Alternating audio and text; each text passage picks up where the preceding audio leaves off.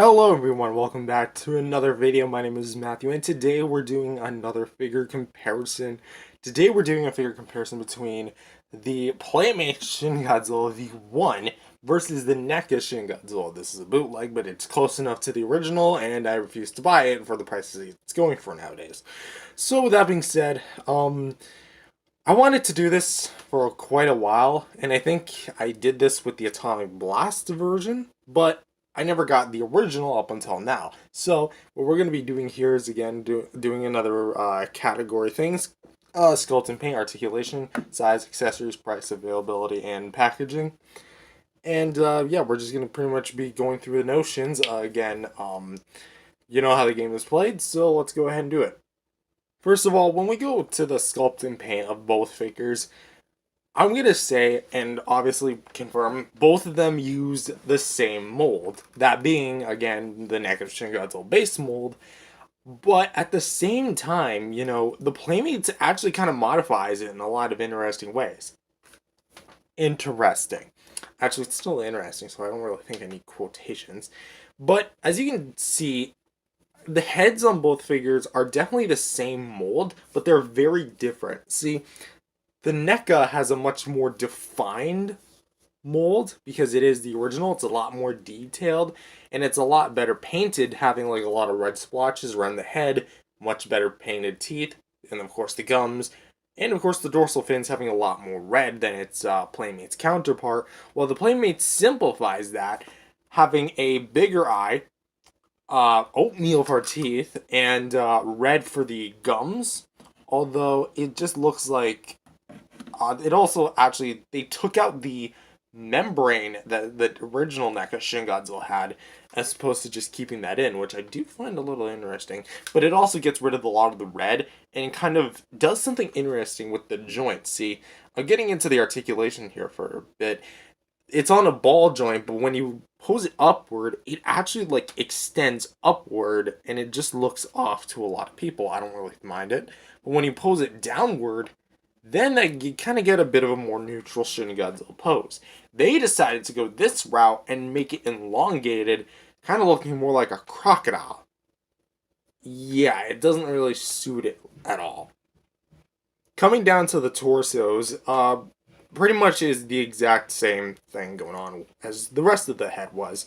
As the NECA features a lot more of the defined details and features a lot better of a paint job, and actually features the infamous chest spike, while the Playmates simplifies that. I mean, it still has that really good detail, like you see the webbing on the arm, but it also cuts where the articulation actually was, because you can obviously see the wrist swivel where it was here, and the hinge where it was here on the elbow, but keeps the swivel here even though it's not a ball joint anymore.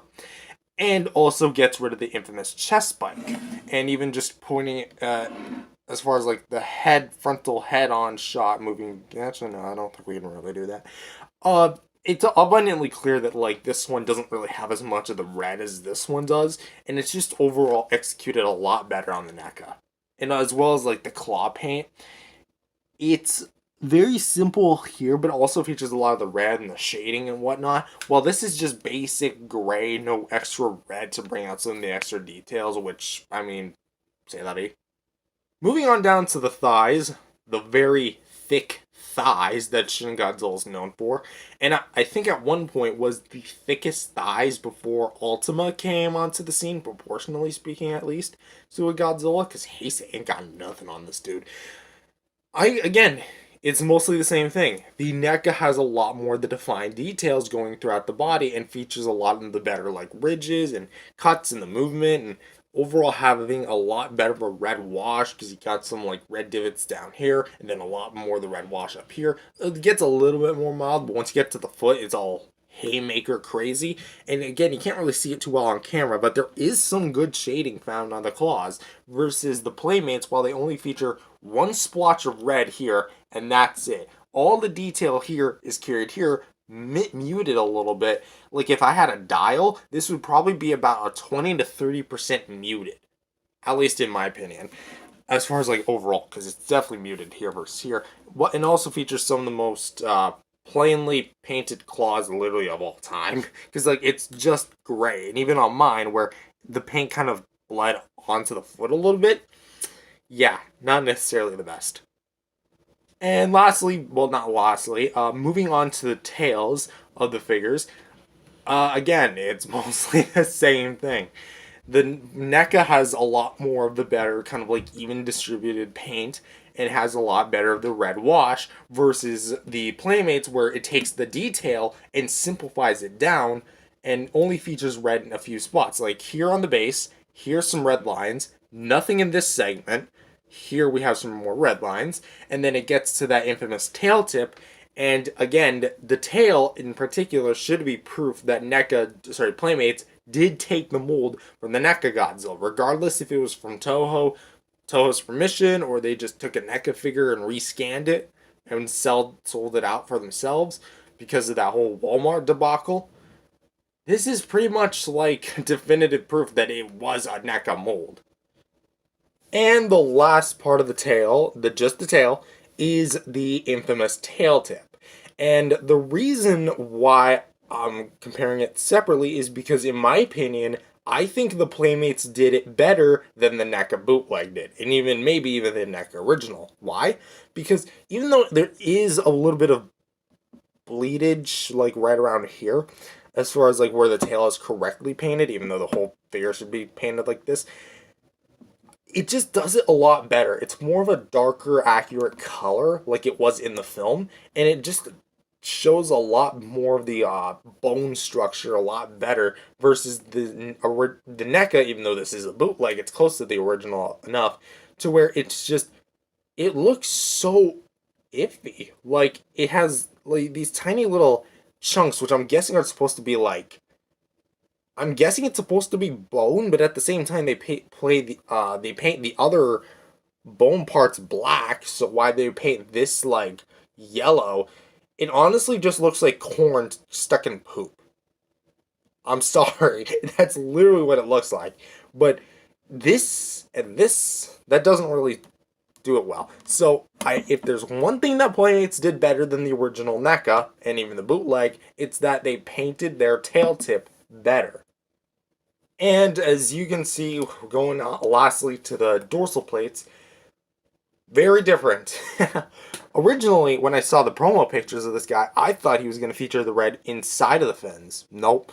It's literally just on the outskirts of the fins, and that's it. There's no painting whatsoever in between the fins. While the NECA original, or even the bootleg, has red seeping through pretty much every part of the fins and kind of gives like an illuminating effect when you look at it from the side.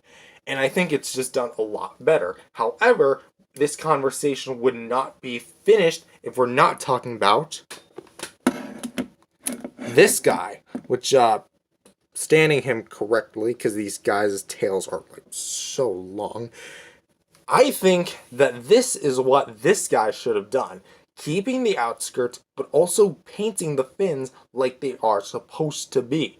This guy, which is the V2 Playmates, by the way, just does it a lot better because it has the same mold as the NECA one does in the V1 Playmates, but also just features a lot more the painting as opposed to this one, which is just nothing. And while they're able to do this on here, but not this on there, which is a debatably bigger figure, is beyond me. So overall, for Sculpt and Paint, both of them share the same mold, but Playmates does use some different techniques and simplifies its mold in a lot of different areas, where it like removes the chest spike and also simplifies the plastic quality, gets rid of the membrane, and actually has a better tail tip. However, that's not in the grand scheme of things, and it's obvious which one's better, but hey, it's not about which one's like the better figure, it's just primarily comparing the two. Next up, we're going to talk about articulation. Now, the NECA, we're actually going to start with the NECA, since that technically came first. First, we have a nice kind of like barbell style ball joint, so you can kind of go in and out, forward and back, and kind of just go inside and just swivel around the socket. The jaw is on a hinge, although mine is still very loose. A little too loose. Here we have a nice ball joint here at the base of the neck as opposed to the base of the head. And we can get some decent amount of range, not too much, but we can still get a nice rocker, forward and back, all that good stuff. Arms are on ball joints, so you can kind of like rotate it, swivel. Can't really go like up or down all that much. Actually, no, that's a lie. You kind of go up about that far, down about that far. And you can rotate pretty much all the way around. Swivel hinges for the elbows, so you can kind of hinge in and out and swivel. Yeah, you can swivel it, which is a surprise because my other bootleg Godzilla can't. That's NECA. You can swivel and swivel and hinge at the wrists, so that's pretty good. Coming on down to the waist here, we have a little bit of swivel, so you can kind of or pivot, I guess, the figure back and forth. Doesn't really have much of an ab crunch at all, but does get a nice side to side. Legs, we can kind of go out to the side, go in, forward, and back, and can rotate pretty nicely. It's not as crisp as I'd want to. The legs, the knees can go fold. This one can go fold in and out, just like that, out about that far, fold in about that far, and it can actually rotate a little bit.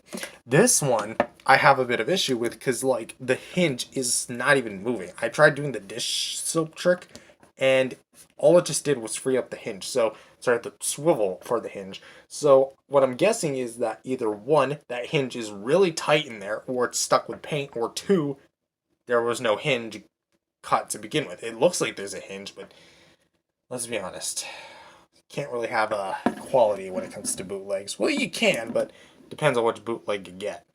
Then we have ball joints here at the feet, so you can kind of pivot a little bit forward and back, all that nice, neat stuff. No copyright for the NECA Godzilla, which I'm, again, was surprised about initially. And here we have 1, 2, 3, 4, and 5 ball joints here for the tail. And it actually stays up pretty well. And no bendy wire here, because it is just a piece of plastic that's all sealed up. And nothing at the tail, even though that does look like there's a ball joint there. Next up is Playmates, and much like the Sculpt and Paint, they took the articulation cuts and simplified it down to about just above a Bandai vinyl. I wouldn't say it's on par because it's actually got a bit more. The head is actually the base of the neck is on a swivel, which I do find interesting because I think that this is. They do it on the classic figures, but not the modern Monsterverse figures, which I find interesting, unless you're counting 2014. No jaw articulation, which, I mean, who would want to open that big pie hole? We have swivels at the shoulders, so you can get a fair amount of movement there. Nothing at the arms, no movement at the waist, although you get very limited swivels here at the legs. And I say limited because you think it would go full 360, right? Well, no. They do this stupid thing where they go up about this far because that's about as far as you can get it upward, and that's as far as you can get it backward. This, you can go up about that far, backwards about that far, and can rotate all the way around at the feet. And the tail is actually on a, it's ironically enough, the tail is cut just where the NECA original is cut, like here and here, and as well as the midsections here and here. However, when you try to move it, because they are just swivels, well, this one's just a basic swivel, you can kind of see the plastic still degrading over time. Like, you can kind of see all that white specks when you go to, like, rotate it. Yeah. Very clearly not the best intentions there. And you can also kind of see the ball joint here. It is pretty loose. Like, there's nothing really holding it in place aside from the peg itself. There's no, like, groove or anything. But you do get a decent amount of range. You can kind of go down, up, and pretty much all the good stuff. So, as far as posability goes, knocking over Luxo almost. For articulation, they're pretty different. Obviously, this guy's much more simplistic, but yeah, that's pretty much a rundown of posability. Now, next, let's go into size. Now, as far as sheer size goes, the Playmates is a tad bit bigger than the NECA. However, they're essentially the same size. Like, they'll scale about the same, even though if he was, like, looking up, then he'd be, like, more closer towards a 7, 8-inch toy as opposed to just a 6-inch. So, that's essentially how big they are. But they're also about the same length. So pretty much no one outright wins, although it is worth noting again the Playmates is slightly bigger.